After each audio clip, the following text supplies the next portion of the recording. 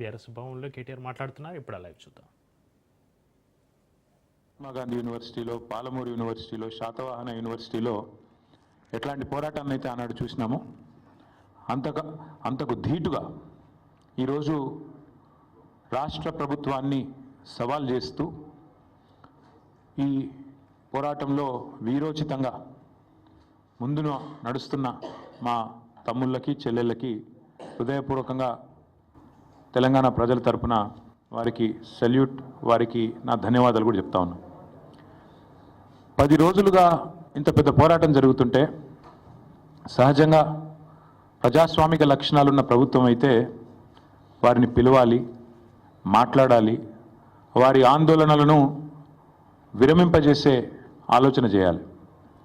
కనీసం వారితో పిలవకపోయినా కనీసం అక్కడికన్నా ప్రభుత్వ ప్రతినిధులను పంపి ఒక మంత్రి గారినో లేదా బాధ్యత గల వ్యక్తులను, అధికారులను పంపి వారికి కొంత వివరించి చెప్పే ప్రయత్నం చేయాలి. కానీ ఈ ప్రభుత్వ వైఖరి ఎట్లా ఉంది? ఆందోళనలు చేస్తున్న విద్యార్థులను పట్టుకొని గుంటనక్కలు, అక్కడ జింకలు లేవు, గుంటనక్కలు ఉన్నాయని స్వయంగా ముఖ్యమంత్రి గారు మాట్లాడుతున్నారు. ఇంకొక మంత్రి గారు అయితే పేమెంట్ బ్యాచ్ అని చెప్పి విద్యార్థులను చిన్నగా చేసే విధంగా, వాళ్ళని అల్పంగా చూపే విధంగా ఇంకొక మంత్రి గారు నోరు బారేసుకుంటారు. ఉప ముఖ్యమంత్రి గారు అక్కడ జంతువులే లేవు, అదంతా ఏఐ జనరేటెడ్, ఆర్టిఫిషియల్ ఇంటెలిజెన్స్ ద్వారా జనరేట్ అయిన ఇమేజెస్ అని తన కృత్రిమ మేధస్సును ఆయన బయట పెట్టుకున్నాడు. ఇది పరిస్థితి. మేము ప్రభుత్వానికి చెప్పేది ఏమంటే, ఇది దాయాదుల పోరు కాదు, ఆస్తి తగాదా అంతకంటే కాదు. భూమి నీదా నాదా అని కొట్టుకునేందుకు రేవంత్ రెడ్డి ఆ పిల్లలకు వేలు విడిచిన మేనమామనో బాబాయో తాతనో కాదు. రేవంత్ రెడ్డి ఈరోజు 4 కోట్ల మంది ప్రజలున్న ఈ రాష్ట్రానికి ముఖ్యమంత్రి. అంటే ఈ రాష్ట్రంలో 4 కోట్ల మంది కట్టే పన్నులతో జీతం తీసుకునే ఒక ప్రతినిధి. నిజంగా చెప్పాలంటే రూలింగ్ పార్టీ అని మా పెద్దలు కేసీఆర్ గారు ఎప్పుడు చెప్తుంటారు, రూలింగ్ పార్టీ కాదు సర్వింగ్ పార్టీ అని పిలవాలంటారు. ముఖ్యమంత్రి అనేవాడు ఈ రాష్ట్రానికి బాసో, ఈ రాష్ట్రానికి నియంతనో, చక్రవర్తో, రాజో కాదు.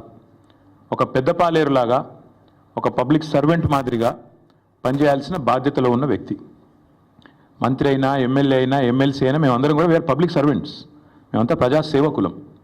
ఈ విషయం మర్చిపోయి తనకు రాజ్యాంగబద్ధమైన పదవులు ఉన్నా అన్న విషయాన్ని పూర్తిగా ఇంగితం కోల్పోయి రేవంత్ రెడ్డి గారు చేస్తున్న దురుసు మాటలు, దురుసు వ్యాఖ్యలు ఏవైతున్నాయో వారికి కొన్ని విషయాలు నేను గుర్తు చేస్తూ ఉన్నా. మనందరం కూడా public servants, we are all public servants including you. ఇదేం పటేల్ పట్వారి వ్యవస్థ కాదు, ఇది నియంతృత్వం కాదు. ఇక్కడ ఎవరు రాజులు లేరు, చక్రవర్తులు లేరు. నువ్వు ప్రజల చేత ఎన్నుకోబడ్డ ఒక ఎమ్మెల్యే మాత్రమే. ఆ ఎమ్మెల్యేలు మీ కాంగ్రెస్ పార్టీలో మెజారిటీ మంది నిన్ను ఎన్నుకుంటే నువ్వు ముఖ్యమంత్రి అయినావు తప్ప నువ్వేమి రాజువు కాదు, నియంతవు కాదు.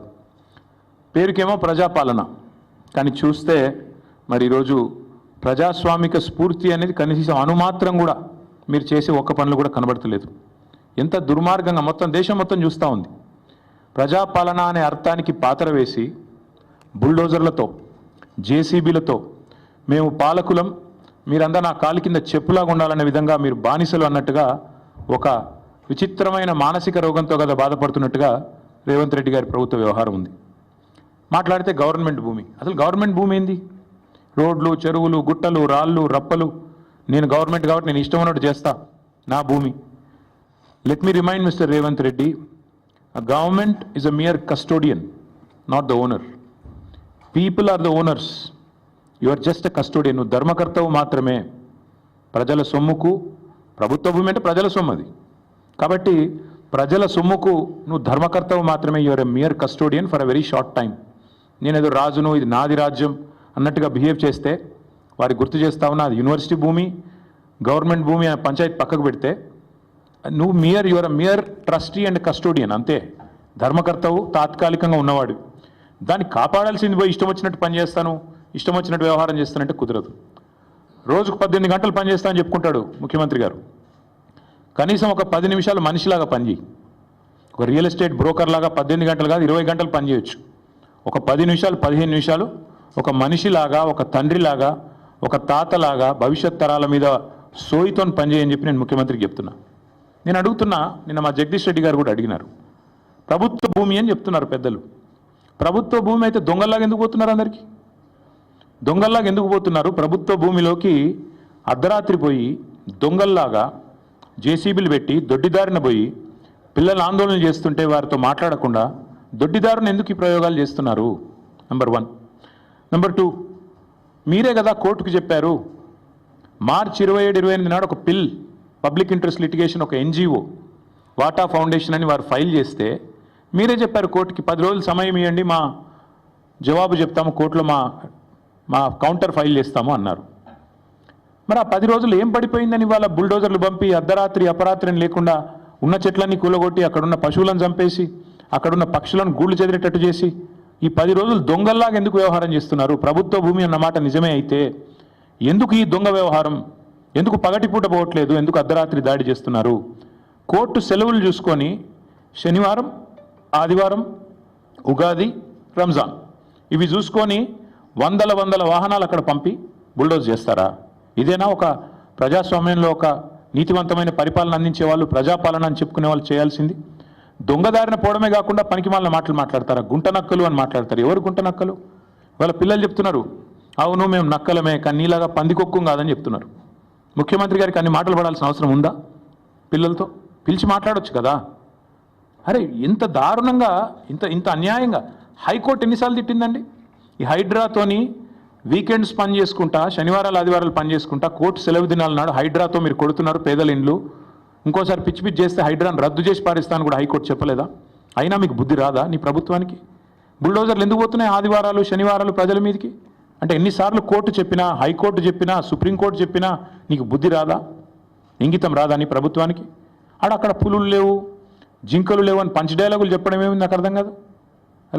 అక్కడ ఏముందో కనీసం ఎప్పుడన్నా పోయినావా నువ్వు? పిల్లలు చెప్తున్నారు ఈరోజు ఫుట్బాల్ ఆడడానికి వచ్చినాడు, భూముల మీద కన్నేసినాడు, ఇప్పుడు మమ్మల్ని ఫుట్బాల్ ఆడుతున్నాడు, మా భూములు గుంజుకుంటున్నాడు అని పిల్లలు చెప్తా ఉన్నారు. నేనేమంటా ఉన్నా అంటే రేవంత్ రెడ్డి గారిని, ప్రజాపాలన అంటే విద్యార్థుల జుట్టు లాగడం, ఆడపిల్లల బట్టలు చింపడం, ఒక న్యాయం కోసం వాళ్ళు ఒక ఇంచు భూమి వాళ్ళదా? ప్రైవేట్ భూమి ఏమన్నా? ప్రజల కోసం, హైదరాబాద్ భవిష్యత్తు కోసం వాళ్ళు కొట్లాడుతున్నారు. అక్కడ చదువుకునే పిల్లల్లో 70-75% మంది పిల్లలు మన రాష్ట్రం వాళ్ళు కూడా కాదు. వాళ్ళు పాపం వివిధ రాష్ట్రాల నుంచి వచ్చి 2-3 ఏళ్ళు ఇక్కడ చదువుకొని 4-5 ఏళ్ళు చదువుకొని పిహెచ్డీ చేసే వాళ్ళు అయితే వెళ్ళిపోతారు వాళ్ళు. కానీ వాళ్ళకి హైదరాబాద్లో ఉన్న ప్రేమ మీద నీకు అరపైసా అన్నుందా? అనుమాత్రం ఉందా? వాళ్ళు హైదరాబాద్ కోసం వాళ్ళు పోరాడుతుంటే, హైదరాబాద్ భవిష్యత్ తరాల కోసం వాళ్ళు కొట్లాడుతుంటే కనీసం నువ్వు ముఖ్యమంత్రివి, 4 కోట్ల మందికి ప్రతినిధివి అన్న ఇంగితం నీకుందా? సిగ్గనిపిస్తలేదా కనీసం? డబ్బు కోసం ఇంత దిగజారాలా? ఇంత తప్పుడు పనులు చేయాలా? నిన్న జగదీష్ రెడ్డి గారు చెప్పారు, నేను మళ్ళీ చెప్తున్నా, 14,000 ఎకరాలు మేము హైదరాబాద్ ఫార్మాసిటీ కోసం సేకరించాం. ఎస్, మాకు కూడా ప్రతిఘటన ఎదురైంది, మాకు కూడా ఇబ్బందులు అయినాయి. ఒప్పించి మెప్పించి మొత్తానికి కోర్టు కూడా అన్ని సరైన వివరాలు సమర్పించి మేము ministry of environment forest clearance తెచ్చి అన్ని చేసి 14,000 ఎకరాలు హైదరాబాద్ ఫార్మాసిటీ అని చెప్పి ఒక గ్రీన్ ఫార్మాసిటీ కడతామని చెప్పి మేము సేకరించాం. ఇవాళ నువ్వు దాన్ని 4th సిటీయో 420 సిటీయో కడుతున్నావు నువ్వు అక్కడ. నేను అడుగుతున్నా, మరి అక్కడ 14,000 ఎకరాలు నీ చేతిలో ఉన్నప్పుడు, మేము వడ్డిచ్చిన విస్తరలాగా నీ చేతిలో పెట్టినప్పుడు ఈ 400 ఎకరాల మీద ఎందుకు పడ్డావు? అక్కడ 14,000 ఎకరాల్లో కట్టచ్చు కదా. నువ్వు కట్టే ఐటీ పార్కులు, నువ్వు కట్టబోయే ఏఐ సిటీ, నువ్వు కట్టబోయే ఫ్యూచర్ సిటీ కోసం 14,000 ఎకరాలు పెట్టుకొని ఇక్కడ ప్రజెంట్ సిటీని ఎందుకు ఖరాబ్ చేస్తున్నావు? ఉన్నదే అక్కడ లంగ్ స్పేస్ ఇది ఒకటి, 2,500 ఎకరాలు ఏదైతే అక్కడ హెచ్సియు చుట్టూ ఉందో ఆ పశ్చిమ హైదరాబాద్లో ఉన్న ఒకే ఒక లంగ్ స్పేస్ అది. దాన్ని ఎందుకు ఖరాబ్ చేస్తున్నామని కదా ప్రజలు అడిగేది. దాన్ని ఎందుకు ఖరాబ్ చేస్తున్నామని కదా పిల్లలు కొట్లాడేది. అక్కడ ఉండే జంతువులకు నోరు లేదు, నీ మంత్రులకు లేదా, నీ ఎమ్మెల్యేలకు లేదా? కనీసం ఒక్కరు మాట్లాడుతున్నారా? ఒక్కరికన్నా కనీసం బాధ అనిపిస్తలేదా? నెమళ్ళు అరుస్తుంటే, ఆ పశువులు పక్షులు గోల చేస్తుంటే, మా గూడు జరగొట్టద్దని ఏడుస్తుంటే ఒక్కళ్ళకు కూడా మానవత్వం ఉన్నవాడికి దేశం మొత్తం వినబడుతుంది, కానీ మీకు వినబట్టలేదా? అందుకే నేను రేవంత్ రెడ్డి గారికి చెప్పేది, పిల్లలు అడుగుతున్నారాడా ఏ యూనివర్సిటీ హే రియల్ ఎస్టేట్ నహి అని చెప్పి నినాదాలు ఇస్తున్నారు. ఇక మళ్ళీ దాని మీద ప్రెస్ మీట్లు, ఇష్టం వచ్చినట్టు తిట్లు, మేము అవన్నీ చెప్పడానికి నేను రాలేదు. నేను ఇవాళ సూటిగా స్పష్టంగా ఒకటే విషయం చెప్తా ఉన్నా, మళ్ళీ మమ్మల్ని ఎవరు కూడా తప్పు పట్టవద్దని చెప్పి కూడా కోరుతా ఉన్నా. మేము మా పార్టీలో కూడా పెద్దలు కేసీఆర్ గారు నిన్న మొన్న మా పార్టీ సమావేశాలు జరుగుతూ ఉన్నాయి జిల్లాల వారీగా. అక్కడ కొంతమంది ముఖ్యుల్ని కేసీఆర్ గారు పిలిపించారు. హైదరాబాద్ సంబంధించి, రంగారెడ్డి జిల్లా సంబంధించి, రాష్ట్రానికి సంబంధించి ముఖ్యులను పిలిచారు. పిలిచి మరి ఇట్లా పిల్లలు ఆందోళన చేస్తున్నారు, మనం ఏం చేద్దాం, ఏం స్టాండ్ తీసుకుంటే బాగుంటుంది అని చెప్పి పార్టీలో కూడా కేసీఆర్ గారు